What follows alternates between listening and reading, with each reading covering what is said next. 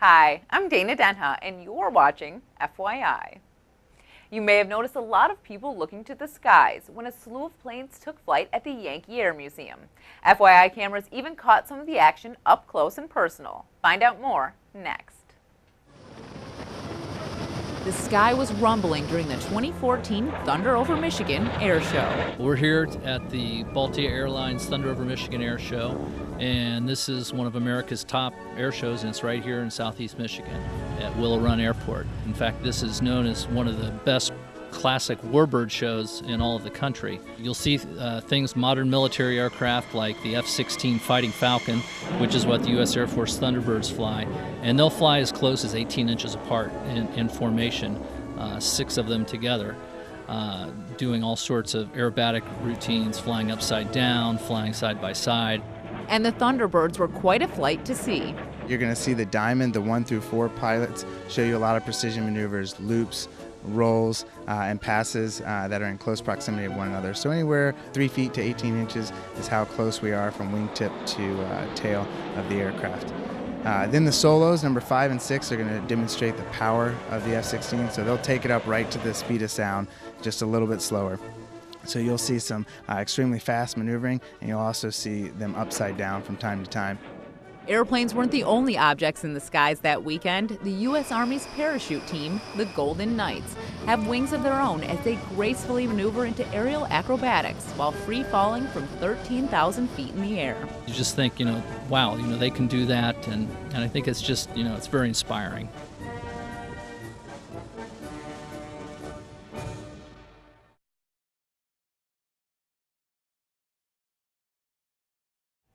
It's time to get interactive while exploring the sciences, an environment fit for youth and adults alike. Find out more about getting handsy next.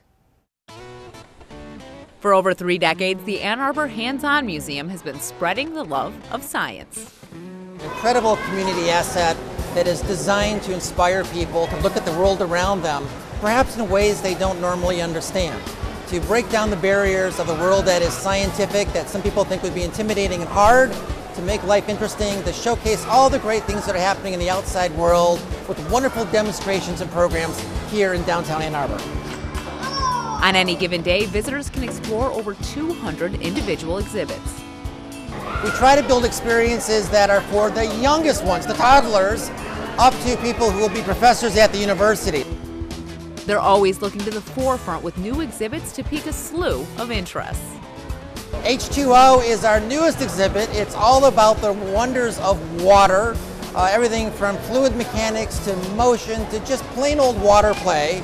It is in about a 1,000 square foot gallery. It's our largest exhibit that we've ever installed at the museum. It has about 15 or 16 individual stations, and we guarantee while you're learning, you'll get wet. Being immersed in the sciences has also become an art. The idea of incorporating the arts is something that's very important to us now. We have what we call an arts aesthetic. So artists in residence, Michael Gould, who did the laser display, local laser artist. With new spins on old classics, stopping by the Hands-On Museum is a must.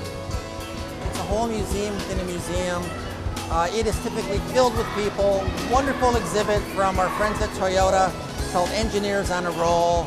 Looks at the idea of the simple machines for kids 4 and under. Another great exhibit is our Lions Country store, where you can see a holographic-like character taking you back in time to 1935. And we have a great example of what we call Google's Liquid Galaxy.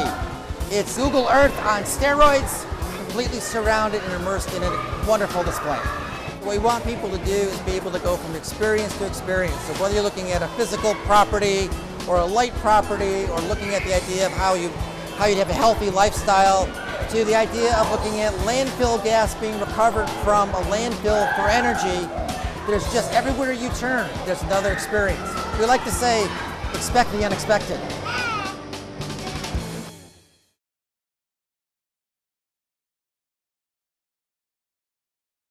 Not so long ago, David Klippner visited us right here on FYI with some of his toad friends from the Critter House. We had such a nice time meeting these native and not so native toads and watching them in action that we decided to ask David back with a new set of friends. Joining me is David Klippner from the Leslie Science and Nature Center's Critter House. Welcome to the show, David. Thanks. Happy to be here. So before we bring out some of your friends, why don't we talk about maybe some upcoming events that are happening with the Critter House at Leslie Science and Nature Center? Right. Well, there's a bunch of programs coming up. All summer long, we have a bunch of public programs where people can come with their families, and then sometimes just for children. I'm especially excited, and that's why I was happy to be here today, because I wanted to talk about a couple of really good ones. There's a Monarch Conservation Kickoff, which is going to be really big. And that's why the title's so big. But we're going to have a lot of people coming around. I'm actually going to teach people how to help without the efforts, the conservation efforts, to take care of these monarch butterflies. There's a lot of wildlife biologists that are concerned with their populations. And usually when I talk about animals and I'm worried about them or conservation issues, I like to tell people to worry about the habitats, not really the animal. I mean, the animal would be fine if it had a home. So what we're going to do is we're going to teach all the visitors to create habitats at their home to have little way stations, their monarch way stations, where the monarch butterflies can stop by and they can get food and they can also lay their eggs. And to help them do that, we're going to teach them, they're going to help us. They're going to plant a bunch of different plants around for the butterflies to stop by, and then they're going to go home and we're going to give them plants to plant in their own yard, which is pretty cool. So they'll learn a whole bunch of different stuff about insects, and I'm actually going to sneak a lot of information about moths in there, because I actually kind of like moths better than butterflies. Don't tell anybody. But I really like moths, so I'm going to be pushing a lot of moth education as well. And so this is actually a tarantula, and that's an important distinction because there's actually no tarantulas in Michigan. There are no native species of these large spiders, but they are spiders. We have a lot of spiders here. So running into them, when you run into them, usually I think we're scared also of spiders specifically because they're kind of sneaky. I mean, that's how they protect themselves. That's why they're so successful. They're fast, Oh, too. they can be very fast. Some are kind of slow. This little lady here isn't too fast. It's called a rose tarantula. It's one of my favorites. It's going to be a big star. I think she'll make another appearance at the program. But it's a burrowing species, so that means she hangs out in a little hole where she lives down in Chile in South America, and she waits for her prey to come across. So one of the main things that I hear from people when they hear about spiders and they're scared of them is that they think that they're going to bite them. You know, I always make sure to make a point to tell everyone that the reason that any animal bites or stings is because it's scared. And that's really the only reason. So like when I interact with these spiders, especially out in the wild or in captivity like this, whenever I'm holding spiders, and they're, you know, she's kind of fast, but not really. Whenever I'm interacting with them, she's not biting me because I'm not scaring her. I'm allowing her to do whatever she does. Notice this isn't like a pet that you would pet. Yeah. We're not going to pet this like a dog, but that's another cool thing that you can learn about their nature. So they have all these little bristles all over their body. Those are kind of important. I heard someone tell me one time they're actually scared because they're hairy, which is nice. They're pretty hairy too, but all these little bristles allow her to know what's going on in her habitat. So if you notice right here, I'll blow a little tiny bit of air, and we'll just see if she can feel it, because she has no ears. So when we're talking right now, she can't hear us. She can see us a little bit, really weak vision. Oh. Yeah. That made me jump a little bit. Yeah, and you're right here, and you couldn't hear me blowing. That was a very light bit of air. But that's how she determines whether or not she's safe. So there's a lot of myths surrounding around these critters as well. So at the program, I talk a lot about those, and people get a chance to ask those questions that are probably itching in their mind, and things they might have even read in a book that are probably incorrect and false. And that's part of my job. I go out and I study these critters. I work with other arachnologists and learn about them. You brought something else with you, too. Oh.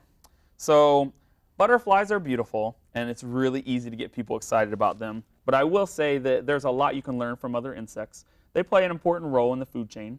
And this is a fun little critter right here. It's pretty big. This is actually a roach. This is one of my favorite kind of roaches. People love these roaches. It's called a hissing cockroach. To teach the adaptations and all of the different body parts of an insect like this, I actually use, again, non-native species, because it's enormous. And if I want someone to get excited about it, and if I want them to be able to see all the different body parts, this is how I do it. If I were to take out an American cockroach and put it on my hand right now, it would be a very short program because it's going to take off running around the floor and we would never catch it.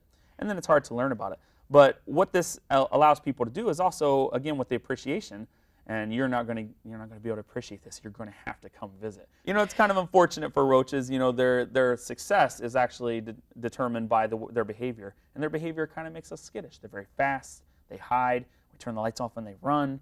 You know, do they populate very quickly? Because that seems like an issue. They can. These species, these larger ones from different tropical regions, from Madagascar, for example, they don't populate as quickly. But the ones here do, and that's part of their success. You know, bottom of the food chain, you have to have a lot of babies because you are food for a lot of critters.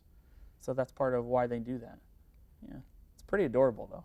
It's not as scary as I thought. I was Yeah. I had a little more fear about the roach than the spider. But Which is interesting, but yeah, and again, it's these interactions, and even just simply being around someone that is okay with them, like myself, watching someone handle them constantly. You know, no roach in the entire world can bite you. Their mouths aren't strong enough.